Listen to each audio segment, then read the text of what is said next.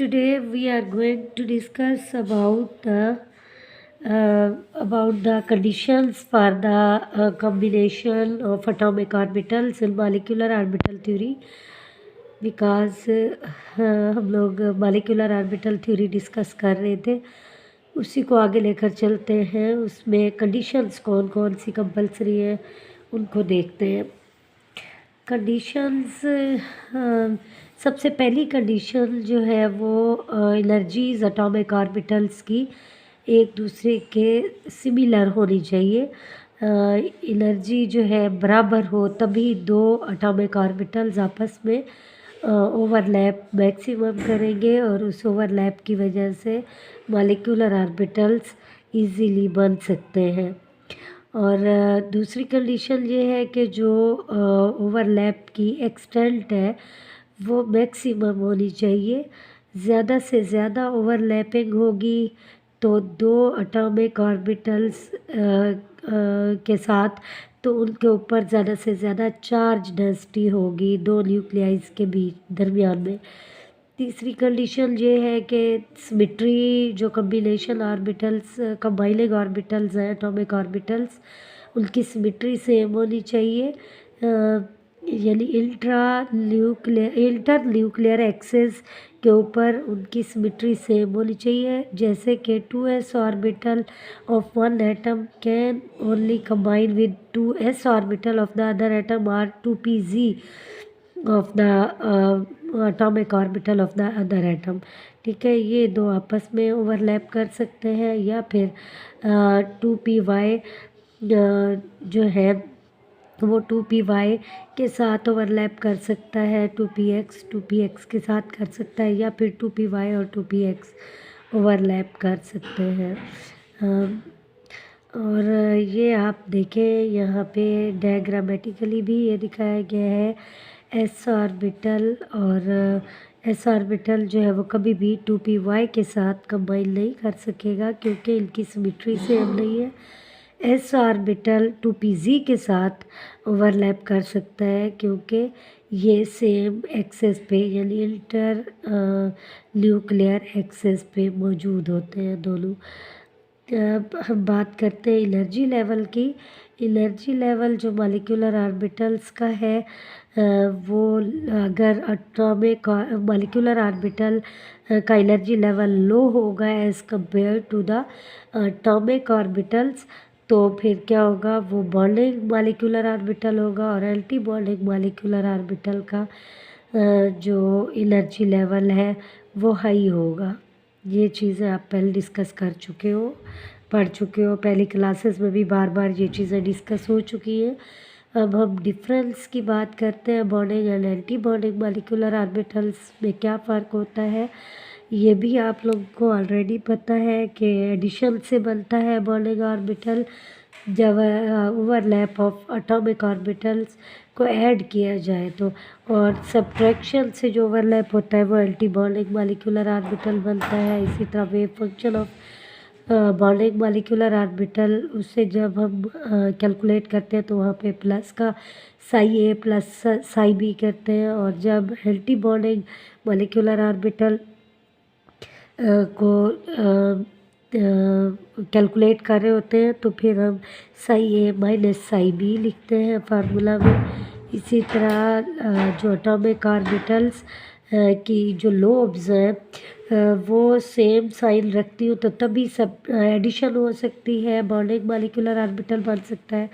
और जो anti bonding molecular orbital है वो डिफरेंट साइंस वाले लोब्स आपस में मिलते हैं तो उसकी वजह से बनते हैं, माइनस का सिंबल आ जाता है उनमें। और energy of bonding molecular orbital की एनर्जी जो है वो लोअर होती है as compare to atomic orbitals, और जो एनर्जी लेवल है उसका एंटी बॉन्डिंग मॉलिक्यूलर ऑर्बिटल्स का वो हायर होता है as compare to atomic orbitals. और उसके बाद जिनसे वो बनाए जा रहे हैं उन एटॉमिक ऑर्बिटल से। अगला डिफरेंस है कि डेंसिटी इलेक्ट्रॉन की जो है वो ज़्यादा होगी उसमें बॉन्डिंग मॉलिक्यूलर ऑर्बिटल्स में, और जो इलेक्ट्रॉन डेंसिटी है वो एंटी बॉन्डिंग मॉलिक्यूलर ऑर्बिटल्स में कम होगी, और जो every electron in bonding molecular orbital contributes towards the attractive forces, and every electron in antibonding molecular orbital contributes towards the repulsive forces। ठीक है, क्योंकि नेगेटिव साइन होता है उन दोनों के बीच में, तो वहाँ पे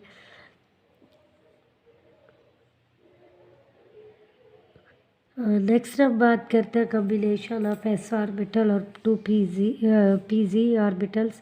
ये किस तरह से ओवरलैप कर सकते हैं। डायग्राम में आप देख सकते हैं एस ऑर्बिटल और पी ऑर्बिटल है, पी जी ऑर्बिटल, इनके मिलने से प्लस एस पे भी प्लस सिंबल है, और पी के प्लस वाले लोब के साथ ये मिलेगा तो सिग्मा बॉन्ड एक मॉलिक्यूलर ऑर्बिटल बनेगा। और एस ऑर्बिटल जब माइनस हो रहा है, सब्ट्रैक्ट हो रहा है, पी ऑर्बिटल को सब्ट्रैक्ट कर रहा है तो माइनस का सिंबल आ गया, जिसकी वजह से एंटी बॉन्डिंग मॉलिक्यूलर ऑर्बिटल बन गया। Sigma and pi molecular orbitals में फ़र्क क्या होता है ये भी देख लें। Sigma molecular orbital head to head overlapping से बनता है, और पाई साइड वाइज ओवरलैपिंग से बनता है। और ये साइड वाइज ओवरलैपिंग सिर्फ पी वाई और पी एक्स ऑर्बिटल्स के दरमियान हो सकती है। और ये जो सिग्मा मॉलिक्यूलर ऑर्बिटल जो बनता है ये इंटर न्यूक्लियर एक्सिस पे होता है, और जो ये पाई मॉलिक्यूलर ऑर्बिटल है, मॉलिक्यूलर बॉन्ड है ऑर्बिटल का, ये बनता है परपेंडिकुलर या इंटर न्यूक्लियर एक्सिस पे होता है। ठीक है, sorry, perpendicular to internuclear axis, यानी परपेंडिकुलर से स्टार्ट होके नीचे की तरफ आप बात कर सकते हैं कि नीचे की तरफ ये बॉन्ड आ रहा होता है और ओवरलैपिंग हो रही होती है, क्योंकि इंटर न्यूक्लियर एक्सिस पे सिर्फ एक्स पी जी और एस ऑर्बिटल एग्जिस्ट कर सकते हैं। और as a result of strong bond, यानी जो सिग्मा बॉन्ड है वो स्ट्रॉन्ग बॉन्ड होता है, और पाई बॉन्ड वीक बॉन्ड है। और जो ऑर्बिटल्स यानी ये जो ऑर्बिटल होता है सिग्मा ऑर्बिटल, ये टू न्यूक्लियाइज को एक ही लाइन में, क्योंकि जॉइनिंग उनकी होती है टू न्यूक्लियाइज की एक ही लाइन पे, तो इसीलिए सिमेट्रिकल टू रोटेशन होते हैं। और जो पाई बॉन्ड्स बनते हैं, पाई मॉलिक्यूलर ऑर्बिटल, वो सिमेट्रिकल टू रोटेशन नहीं होते। और जो ओवरलैप होता है, सिग्मा बॉन्ड जब बनता है जो ओवरलैप होता है वो ग्रेटर होता है as compare to the pi bond formation. ठीक है, आगे हम बॉन्ड ऑर्डर की बात करते हैं। बॉन्ड ऑर्डर जब हम मॉलिक्यूलर ऑर्बिटल थ्योरी को डिस्कस करते हैं तो बॉन्ड ऑर्डर की भी हम बात करते हैं कि बॉन्ड जो है, बॉन्ड ऑर्डर को हम कैसे निकाल सकते हैं। इसके लिए हमारे पास एक फार्मूला है कि अगर हम number of bonds in a molecule, यानी एक मॉलिक्यूल में जितने नंबर ऑफ़ बॉन्ड्स बन रहे हैं, number of electrons in bonding orbitals and number of electrons in anti bonding orbitals, इन दोनों को जब हम माइनस करते हैं और इन्हें 2 पे डिवाइड करते हैं तो बॉन्ड ऑर्डर निकल आता है। Number of electrons in bonding orbitals minus number of electrons in anti bonding orbitals divided by 2, N B bonding number of electrons in bonding orbitals को रिप्रेजेंट कर रहा है, N A number of electrons in anti bonding orbitals को जो है वो show कर रहा है। और इन्हें जब हम 2 पे डिवाइड करते हैं तो जो रिज़ल्ट हमारे पास आता है वो बॉन्ड ऑर्डर होता है उस बॉन्ड का। मॉलिक्यूलर ऑर्बिटल्स जो बनते हैं वैलेंस ऑर्बिटल्स में, उन्हें हम सिर्फ बॉन्ड ऑर्डर के लिए वो करते हैं, नोट करते हैं या उन्हें कैलकुलेट करते हैं। अच्छा, आगे इन जनरल हम ये कह सकते हैं कि मॉलिक्यूलर ऑर्बिटल थ्योरी हमें हेल्प करती है कि क्या ये बॉन्ड फिजिबल है या नहीं है। दो एटम्स के दरमियान। जैसे कि फॉर एग्ज़ाम्पल हीलियम का मॉलिक्यूल है, उसे अगर हम बनाने जा रहे हैं तो हम ये देखेंगे कि इसका बॉन्ड ऑर्डर ज़ीरो होता है। वो क्यों? क्योंकि हम अगर पहली जो है उसके लिए पॉसिबिलिटी ये है कि अगर एक मॉलिक्यूल स्टेबल है तो जो number of bonding orbital electrons होंगे वो ज़्यादा होंगे as compare to number of anti bonding orbitals. और दूसरी कंडीशन ये है कि मॉलिक्यूल जब अनस्टेबल होगा तो तब क्या होगा, number of bonding orbital electrons कम होंगे as compare to number of anti bonding electrons. ठीक है। तो बॉन्ड ऑर्डर से जो हमें इंफॉर्मेशन मिलती है वो इंफॉर्मेशन हमें मॉलिक्यूल या इनकी स्टेबिलिटी बताती है कि वो स्टेबल है या नहीं है। यानी जो बॉन्डिंग इलेक्ट्रॉन्स की तादाद अगर ज़्यादा होगी तो इसका मतलब ये है कि मॉलिक्यूल या अनस्टेबल है।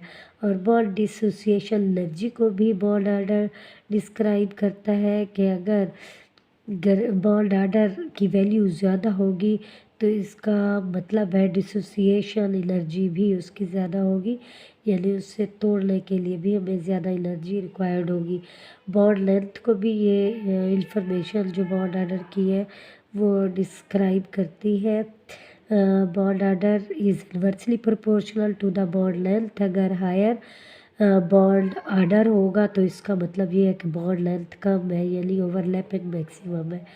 मैग्नेटिक प्रॉपर्टीज़ को भी डिस्कस करती है बॉन्ड ऑर्डर की वैल्यू के क्या ये मॉलिक्यूल जो हमारा बन रहा है मॉलिक्यूलर ऑर्बिटल्स के अंदर अगर इलेक्ट्रॉन्स अनपेयर्ड इलेक्ट्रॉन्स की तादाद ज़्यादा है तो इसका मतलब ये है कि ये मॉलिक्यूल हमारा पैरामैग्नेटिक कैरेक्टर का है।